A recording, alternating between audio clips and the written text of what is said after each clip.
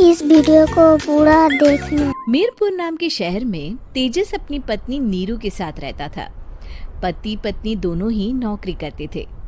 एक दिन तेजस गांव अपनी माँ के पास फोन करता है। हेलो, प्रणाम माँ। जीते रहो माँ, तुम दादी बनने वाली हो। अरे वाह, ठीक है बेटा, मैं कल ही आती हूँ। जब माँ जी शहर पहुंची तो बेटे बहू ने बहुत अच्छे से स्वागत किया। लीजिए माँ जी चाय। अरे गर्मा गर्म पकोड़े ले आओ माँ के लिए। नीरू रसोई में गई और 2 मिनट में ही पकोड़े ले आई। जी ये लीजिए। बहू जादू से बनाए हैं क्या? अभी तो रसोई में गई थी। यम्मी। माँ जी, शीला रसोई में पकोड़े तल रही है, मैं बस लेकर आई।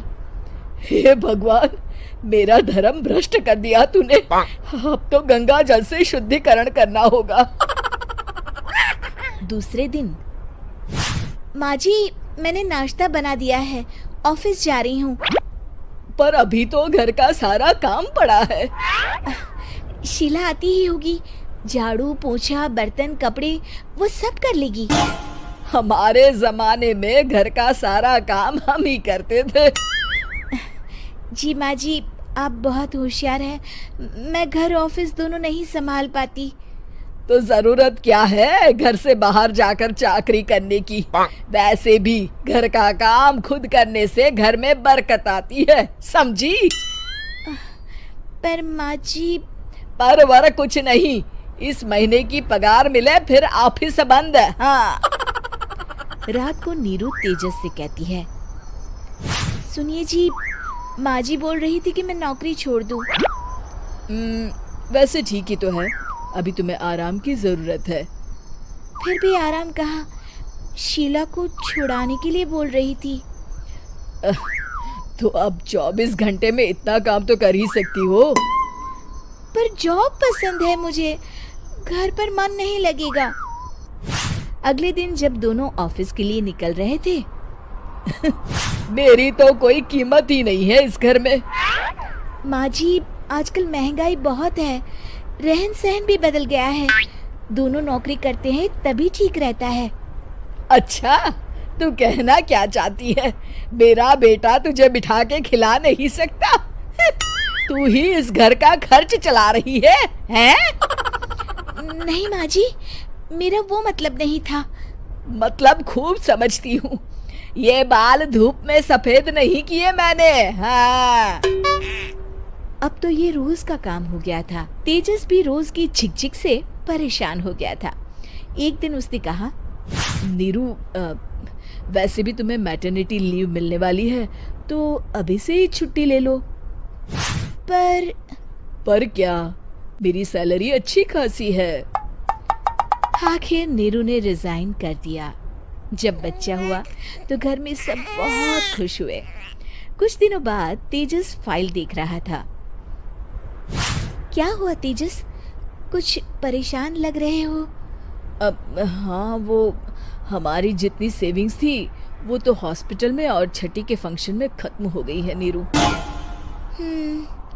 और अभी वैसे मंदी चल रही है तो मैं बोल रही थी कल मुन्ना को हेपेटाइटिस का टीका लगवाना है। नीरू, क्या पोस्टपोन नहीं कर सकते? नहीं जी, बिल्कुल नहीं। अब तेजस को समझ में आ रहा था कि उससे गलती हुई है। पैसों की कमी का असर घर के माहौल पर भी पड़ रहा था। अगले दिन, बेटा मेरा चश्मा और ये दवाइयाँ ले आना, पर्चा देते हुए माँ जी ने कहा। जी। तेजस, मुन्ना के लिए दूध का डिब्बा और डायपर भी ले आना, और ये किराने के सामान की लिस्ट है, इसे भी लाना है।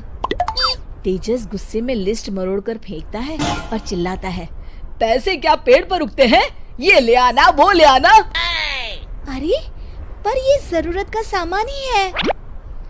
वो गुस्से में बिना कुछ कहे ऑफिस चला गया। अरे लंच तो ले जाइए। नीरू दौड़कर डिब्बा पकड़ाती है। एक दिन खाना खाने के बाद, नीरू, अब तो मुन्ना कुछ बड़ा हो गया, तो अब तुम वापस ज्वाइन कर लो ना जॉब। पर इस रिसेशन में जॉब मिलना बहुत मुश्किल है। ट्राई तो करो। फिर मुन्ना, माँ जी है ना, और एक फुल टाइम मेड भी लगा लेंगे। पर माँ जी, उन्हें तो पसंद नहीं।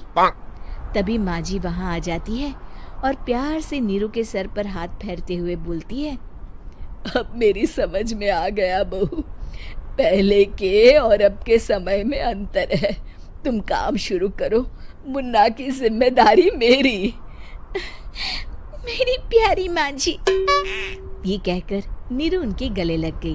ये वीडियो अच्छा लगा तो जरूर सब्सक्राइब कर